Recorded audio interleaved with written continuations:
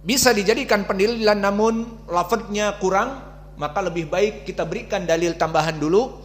Maka dalil tambahan yang sangat jelas kepada ayat ini, hadis yang diriwayatkan oleh Imam Muslim dari Abi Hurairah yang masyhur, di mana Abu Hurairah mengatakan, 3 dari manusia, inna awwalun nas yuqda yaumal qiyamah, 3 orang. Orang yang pertama dimasukkan kepada api neraka di hari kiamat. Rajulun ustushida fa utiya bihi fa arafahu ni'amahu fa arafahu qala fama amilta fiha qala qataltu fika hatta ustushhidtu qala kadzabta walakinaka qatalta li an yuqal jari faqad qila summa umira bihi fasuhiba ala wajhi hatta ulqiya finnar.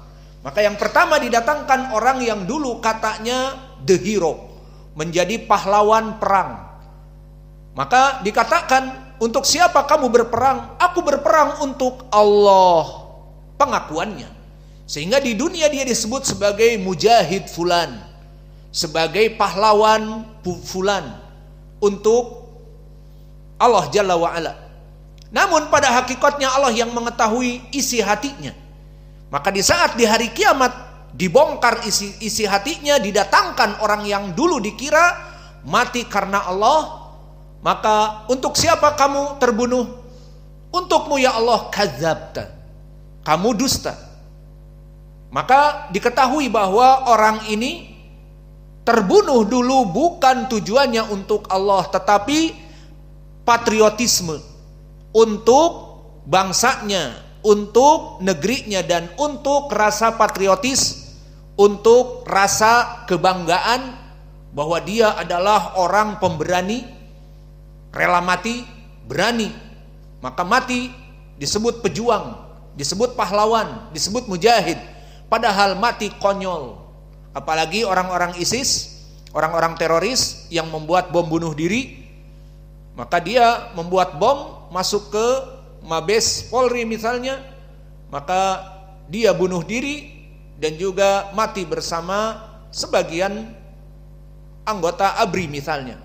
Maka ini mati konyol, bukan mati dalam keadaan berjihad. Namun mereka menganggapnya berjihad, dan ini nanti di hari kiamat akan dihukumi seperti ini, bahwa dia bunuh diri. Namun mereka menganggap itu adalah jihad. Dan orang-orang di zamannya menyebut pahlawan. Seperti siapa? Abdurrahman ibnu Muljam yang membunuh Ali radhiyallahu anhu. Maka oleh kelompok Khawarij di zamannya disebutkan pahlawan.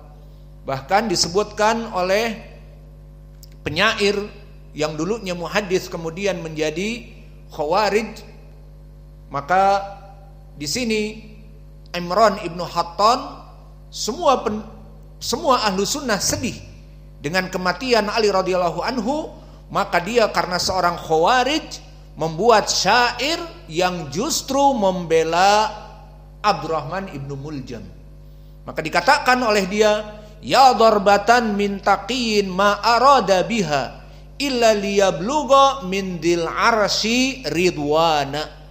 Yang maknanya, ya darbatan, wahai tikaman dari Abdurrahman ibnu Muljam kepada Ali yang dianggap kafir oleh mereka. Ya darbatan min taqiyin, bahwa tikaman ini dari ketakwaan Abdurrahman ibnu Muljam kepada Allah. Untuk apa tikaman ini? Arada biha, menginginkan ridha mindil arsy. Arada biha ridha mindil arsy ridwana. Maka ya darbatan min taqiyin ma arada biha ila liyabluga mindil arsy ridwana. Wahai tikaman Abdurrahman ibnu Muljam, tidaklah tikaman ini kecuali dari ketakwaan dan mengharapkan ridho bagi Allah yang mempunyai arsy yang agung. Maka lihat bagaimana pemikiran mereka yang salah seperti ini.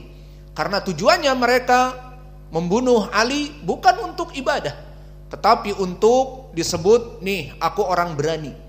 Maka aku membuat bom bunuh diri, kemudian mati konyol, mati syahid kata mereka, tapi yang hakikatnya mati sangit. Sangit adalah bahasa Jawanya terbakar. Bahasa Indonesianya tutung, ya. Bahasa Sunda.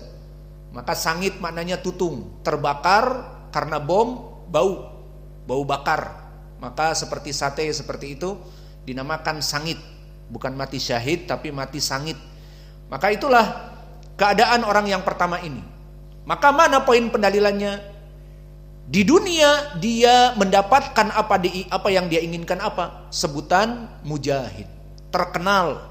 Bahkan nama jalan-jalan dinamakan dengan pejuang fulan, pejuang si fulan, mujahid fulan. Terkenal orang ini di dunia, namun di hari akhirat tidak mendapatkan apa yang dia inginkan dari pahala. Telah kamu dapatkan, lalu di hari akhirat dilemparkan ke api neraka. Kedua, disebutkan di dalam hadis thalabul ilm. Maka penuntut ilmu ini menghafal Al-Quran dan hadis, kemudian didatangkan di hari kiamat dan dikatakan liman talabtal ilma, liman qara'tal Quran. Untuk siapa kamu membaca, menghafal Al-Quran, menuntut ilmu hadis, fikih? Kata dia, untukmu ya Allah. Menghafal Al-Quran 30 juz, menghafal hadis sahih Al-Bukhari dan Muslim dan mutun. Untukmu ya Allah. Aku begadang siang dan malam, tidak tidur. Maka didustakan oleh Allah, kadzabta. Dan didustakan oleh malaikat yang mengetahui hakikat ini. Maka dikatakan tidaklah kamu menuntut ilmu kecuali yuqal qari'ul Quran, ataupun alimun, ataupun asy-syaikh, syekhul Islam di zamannya, atau al-muhaddits, atau al-faqih, atau al-allamah. Maka semua gelar-gelar yang dia inginkan di zaman dulu gelarnya seperti itu, tidak di zaman now, alif, dal, LC dan sebagainya, tidak. Maka seperti itu keadaan orang ini. Dan telah diberikan, maka dia mendapatkan dunia, gelar yang tinggi, nama yang baik di depan manusia, dan juga dunia.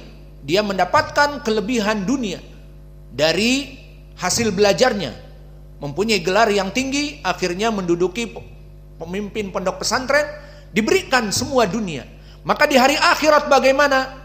Fasuhiba ala wajhi hatta ulqiya finnar, maka dilempar ke api neraka. Ketiga, rajulun, yang dimudahkan untuk menginfakkan hartanya, selalu menginfakkan hartanya. Maka di saat menginfakkan hartanya, dia tujuannya bukan untuk Allah, tetapi agar disebutkan sebagai jawad, orang yang dermawan. Maka awas orang-orang yang menginfakkan hartanya, niatnya adalah untuk Allah, bukan agar dilihat. Maka berapa dari masjid-masjid yang megah dibangun, jika ikhlas maka Allah akan membangun istana di surga. Namun dari mereka membangun masjid, kemudian di luarnya diukir dari marmer, masjid ini dibangun oleh fulan ibnu fulan. Mungkin antum di sini tidak mengetahui, namun kita di Arab banyak masjid-masjid tertulis seperti itu, dan masjid-masjidnya indah. Masjid ini dibangun oleh fulan ibnu fulan. Alhasil orang yang bersedekah yang tujuannya untuk mendapat gelar dermawan, mendapat gelar jawad, mendapat nama baik di dunia, maka di hari akhirah tidak mendapatkan apa-apa, sehingga Allah mendatangkan orang yang tukang berinfak. Liman anfaqta amwalak, untuk siapa kamu menginfakkan hartamu? Laka li ajlik, untukmu ya Allah, kadzabta, kamu dusta. Tetapi kamu menginfakkan hartamu untuk disebut annaka jawad, bahwa kamu adalah orang yang dermawan. Laqad qila, ini dia yang menjadi poin dari semua hadis tadi yang tiga. Laqad qila, dan kamu telah mendapatkannya di dunia. Maka orang ini di dunia telah mendapatkan gelar orang ini dermawan. Semua orang di pondok pesantren ataupun kaum muslimin menyebutnya ini dermawan muslim, ini dermawan yang menginfakkan hartanya untuk kaum muslimin. Namun di sini dia mendapatkan nama tersebut, di sisi Allah kelak di hari akhirah tidak mendapatkan apa-apa. Kenapa? Karena disebutkan di hadis. Maka laqad qila, kami telah memberikan kepadamu bahwa engkau dikenal sebagai orang yang menginfakkan harta, Nah, maka sekarang tidak ada bagi kamu kebaikan kecuali wajahnya diseret, dimasukkan kepada api neraka. Maka ini wajah pendalilan lebih dekat dari hadis yang akan kita sebutkan di matan. Maka poin pendalilannya di sini, orang ini melaksanakan 3 kebaikan, 3 amalan soleh. Berjihad fisabilillah katanya, menuntut ilmu menjadi penuntut ilmu tujuannya untuk Allah katanya. Ketiga, menginfakkan harta-harta mereka tujuannya untuk Allah katanya. Maka niat mereka di hatinya untuk mendapatkan dunia sehingga mereka dimasukkan kepada api neraka. Maka di sini gambarannya ya ibadallah sangat menakutkan. Ketiga orang ini melaksanakan ibadah yang agung apa tidak? Jihad agung apa tidak? Menginfakkan harta suatu perbuatan yang besar apa tidak? Naam. Dan juga amal dari menuntut ilmu, bertahun-tahun menghafal Al-Quran dan hadis, ibadah yang tinggi. Namun semuanya habaan mansura. Karena apa? Masuk kepada bab ini, minasyirki iradatil insan bi amalihi ad-dunya. Maka dari kesyirikan, ketiga orang ini menginginkan dunia dari ibadah yang harusnya diberikan untuk Allah, dia inginkan untuk mendapatkan dunia. Maka di sini akhirnya api neraka lebih berhak. Mana amalan-amalannya? Tidak ada, nothing, habaan mansura. Dan begitu pun hadis yang disebutkan di dalam matan. Maka disebutkan dari Abi Hurairah, hadis ini diriwayatkan oleh Imam Al-Bukhari, berkata Rasulullah sallallahu alaihi wa ala alihi wasallam, ta'isa abdu dinar wa abdu dirham wa abdul khamisah. Maka binasalah. Di sini ta'isa maknanya binasa atau keburukan seperti itu. Maka disebutkan abdu dinar, mereka sebagai hamba harta. Maka celakalah, binasalah hamba-hamba harta. Pertama disebut hamba dinar, yang kedua disebut hamba dirham, yang ketiga disebut al-khamisah. Al-khamisah maknanya pakaian-pakaian yang mahal seperti sutra dan yang lainnya. Maka 3 hamba ini celaka. Kenapa? In u'tiya radiya wa in lam yu'ta sakhita. Maka jika diberi dunia ini maka mereka ridho, dan jika tidak diberi dunia ini mereka mencela. Itu sifat-sifat orang-orang yang melaksanakan amalan harusnya kepada Allah, kepada dunia. Di saat dunia tidak dapat maka dia mencela. Ngapain aku mengerjakan ini tanpa gaji? Maksudnya tanpa imbalan. Tidak ada ikhlas untuk Allah. Pokoknya harus ada imbalan. Maka orang-orang seperti ini, wa in lam yu'ta sakhita, tidak diberi maka dia akan marah. Jika dia diberi dunia meskipun hasil yang dia lakukan misalnya ibadah, mengajar, diberikan uang senang, tidak diberikan uang menggerutu. Aku udah mengajar gak dikasih uang. Maka disebutkan ta'isa, maka dia itu dalam keadaan mencela dan binasa dan merugilah. Ta'isa wan takasa, maka binasa dan merugi orang ini.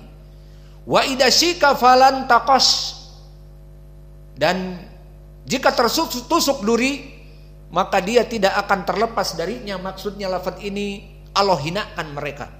Maka orang-orang yang niatnya sedikit-sedikit dunia, sedikit-sedikit pingin imbalan, ya inilah didoakan jika tertusuk duri semoga tidak ada yang menyembuhkan. Karena dikit-dikit pingin dunia, dikit-dikit pingin dunia. Jika tidak diberikan dunia menggerutu dan marah. Maka ini sifat hamba dunia tadi. Abu dirham, abdu dirham, abdu dinar, ingin selalu diberi dinar dan dirham. Kemudian mana kalau begitu pendalilannya? Pertama ini meskipun tidak begitu jelas, di mana dia tujuannya melaksanakan ibadah untuk pamrih dunia. Melaksanakan ngepel masjid, mana duit? Nyapu masjid, mana duit? Dan seterusnya. Maka terbiasa seperti itu. Lalu disebutkan tuba li abdin akhidin bi anani farasihi fi sabilillah as'atha ra'suhu mugabiratin qadamahu in kana fil harasati kana fil harasati wa in kana fisaqati kana fisaqati in ista'dana lam yu'dan lahu wa in syafa'a lam yusfa. Maka di sini setelah poin pendalilan tadi disebutkan bahwa mereka orang-orang yang selalu kalau melaksanakan kebaikan ingin imbalan dunia. Maka setelah dicela oleh Allah, kalau tertusuk duri semoga tidak sembuh, kemudian disebutkan beruntunglah hamba yang meskipun amalannya sedikit, maksudnya amalannya bukan amalan yang menjabat sebagai pengajar, ustadz besar misalnya, tetapi dia hanya pengurus kuda. Maka beruntung hamba yang mengambil tali kendali kuda, di mana dia hanya menjadi orang yang mencuci kuda, orang yang memberikan makan kuda, yang mana dia itu jabatannya sedikit, kecil, hina di pandangan manusia. Rambutnya kusut dan kakinya berdebu. Maksudnya orang yang fakir dan miskin. Beruntung dari segi apa? Di sini ikhlas ibadahnya. Jika ia menjaga maka ia benar-benar menjaga. Jika ia berada di barisan belakang maka ia benar-benar menjaga barisan belakang. Maka dia dalam keadaan taat kepada perintah-perintah nabinya. Maka sifatnya, kenapa dan mana wajah pendalilannya? Bahwa dia terjauh dari fitnah hamba dinar dan hamba dirham. Ikhlas dalam beribadah. Jika dia disuruh untuk menjaga binatangnya, menjaga binatangnya. Dan jika duduk di belakang dengan kudanya, dengan kudanya. Taat dan mendapatkan pahala. Dan tidak ingin menjadi orang yang besar. Tidak mempunyai antusias untuk menjadi orang-orang penting. Dan sifat orang ini, jika dia meminta izin, maka tidak akan diberi izin. Karena apa? Karena orang ini orang yang kecil, orang yang tidak bermanfaat. Dan jika dia menengahi menjadi syafi', bisa memberikan bantuan, maka bantuannya tidak akan diterima. Misalnya dia memberikan syafaat, tidak akan diterima syafaatnya. Orang fakir miskin yang memberikan syafaat itu syekh, yang memberikan syafaat itu ustadz kabir, yang memberikan syafaat itu orang kaya yang punya uang, bangsawan. Orang fakir miskin rambutnya dalam keadaan berdebu dan kakinya tidak mempunyai sandal dan hanya pengangon dari kuda, pembersih kuda, pemberi makan kuda, maka orang ini jika memberikan syafaat tidak akan diterima syafaatnya. Dan jika meminta izin tidak akan diberikan izin. Jika melamar pun tidak akan diterima mungkin. Maksudnya itu. Maka di sini kenapa poinnya? Karena menghindari riya dan pamer dan ambisi dunia. Maka wajah pendalilannya tidak begitu kuat, namun di sini pujian bagi mereka